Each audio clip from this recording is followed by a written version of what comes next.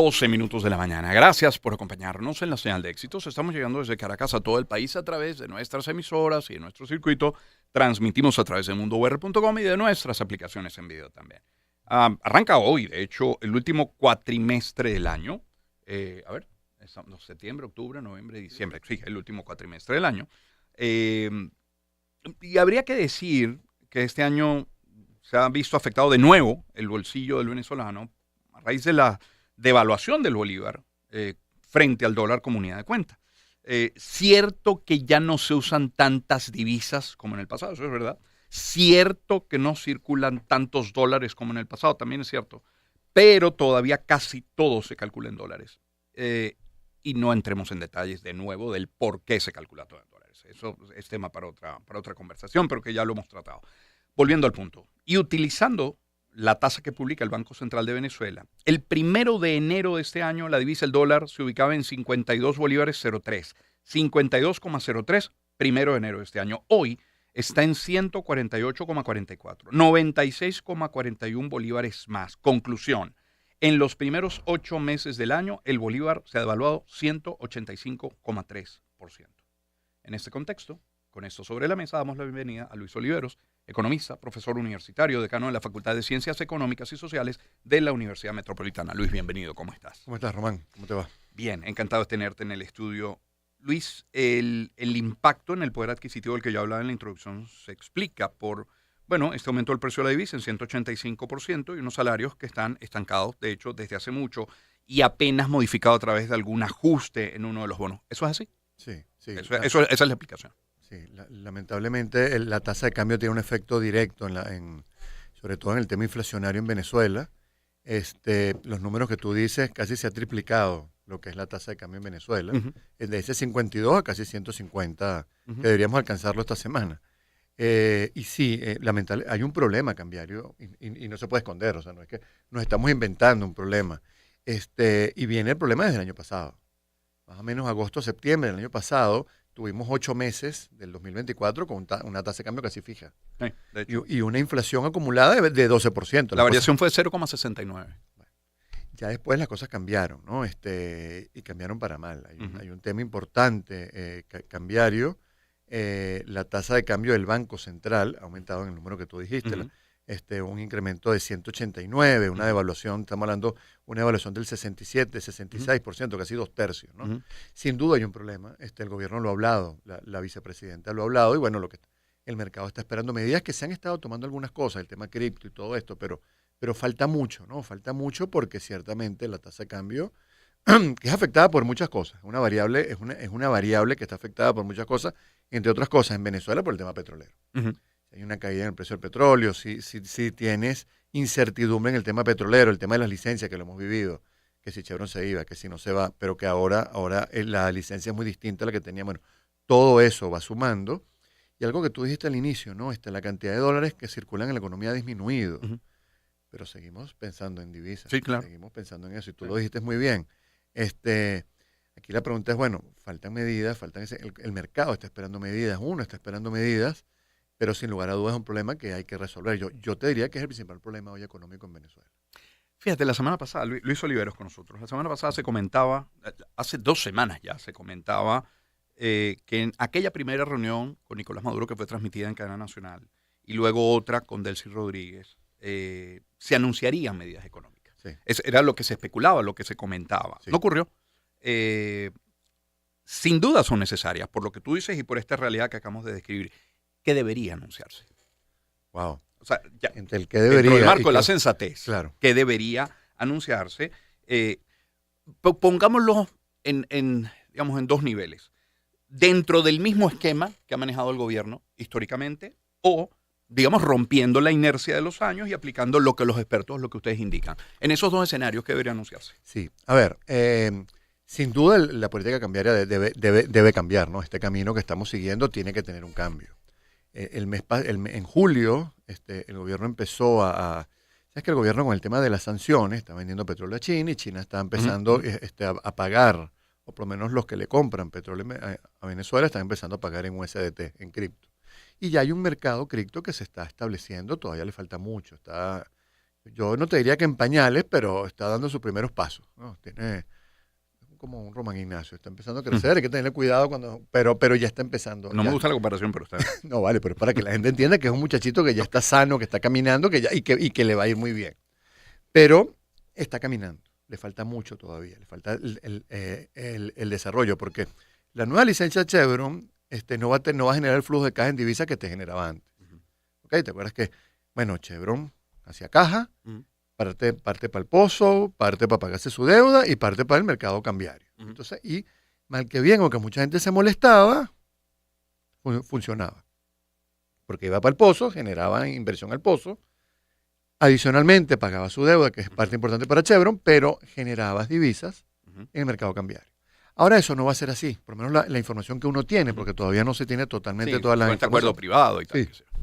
Pero ahora la caja la tiene que hacer PDVSA, porque el pago va a ser en petróleo. Y la gran duda que se tenía por mucho tiempo es, bueno, ¿cómo hace PDVSA para generar caja?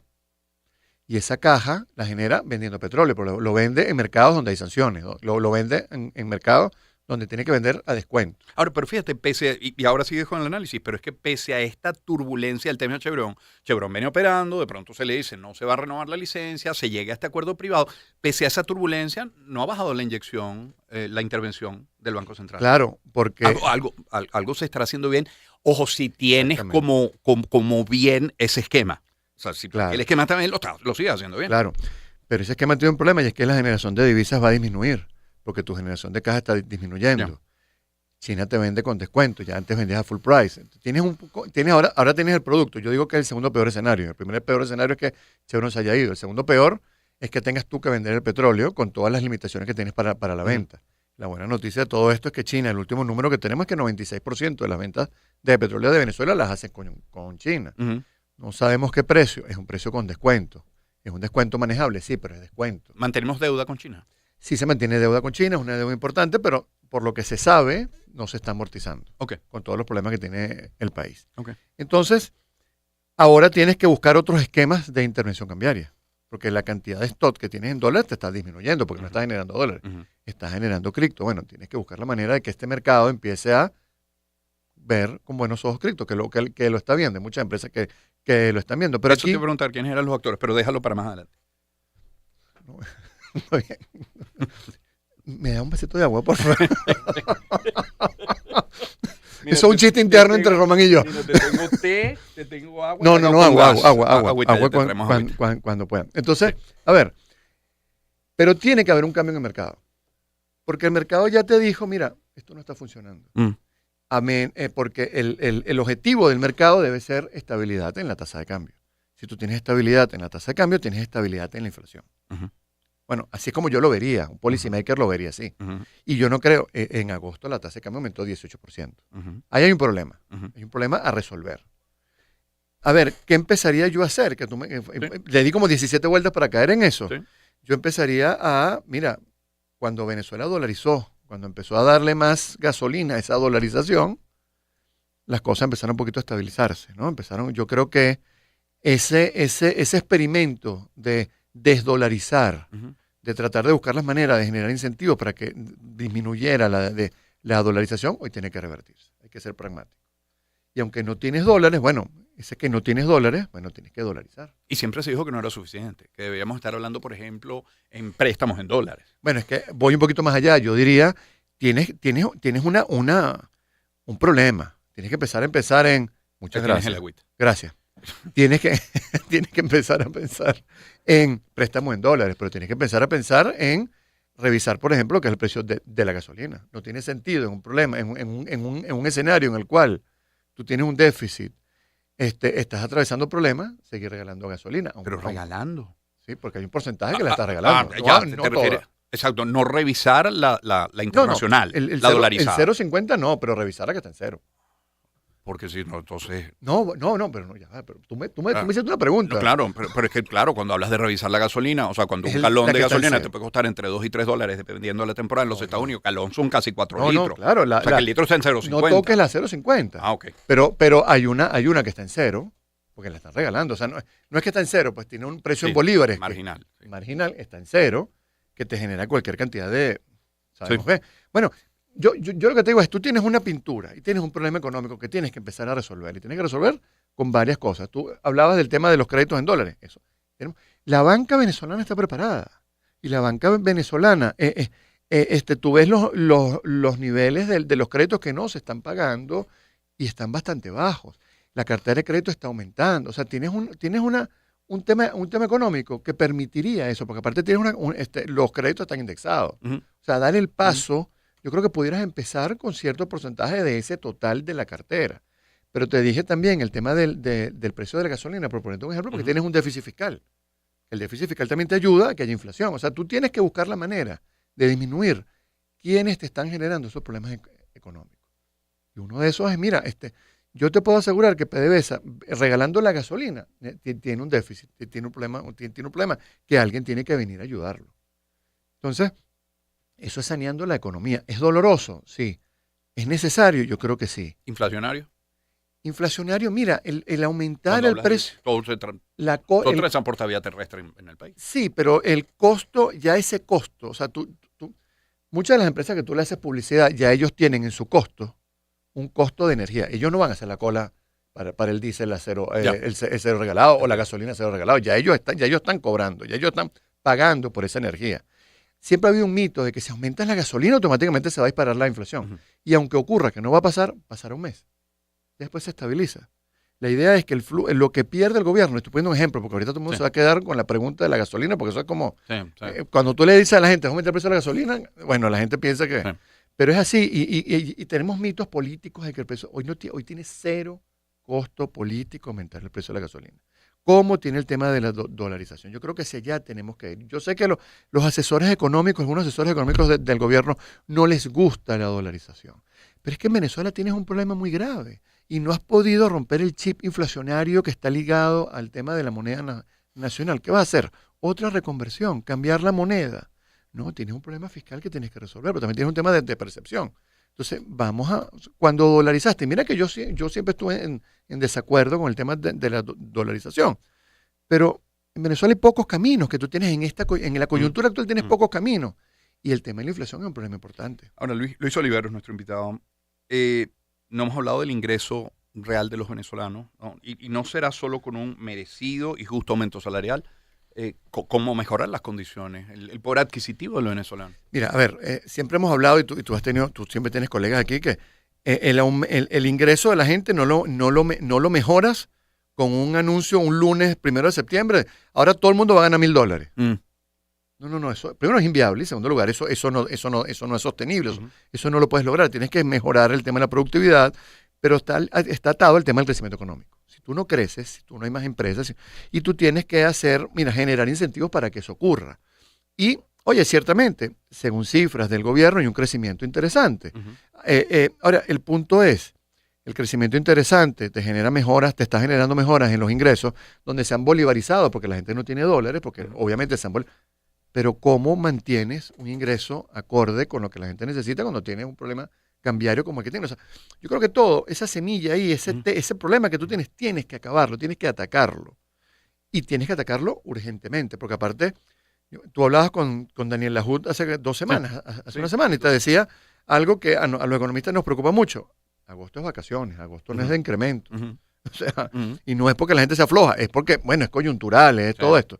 Pero ya viene el último trimestre del año que es el más Todo movido. lo contrario. Es todo lo contrario. Claro. Entonces, claro, uno entiende por los ingresos que ha tenido que el gobierno debe tener refuerzo y debe tener ahorro para seguir el tema de la intervención cambiaria, pero la intervención cambiaria ha demostrado que no te está resolviendo el problema. Tiene que haber un cambio. Ojo, no estamos diciendo, o sea, tienes que buscar la manera. O aceleras la devaluación de la moneda nacional.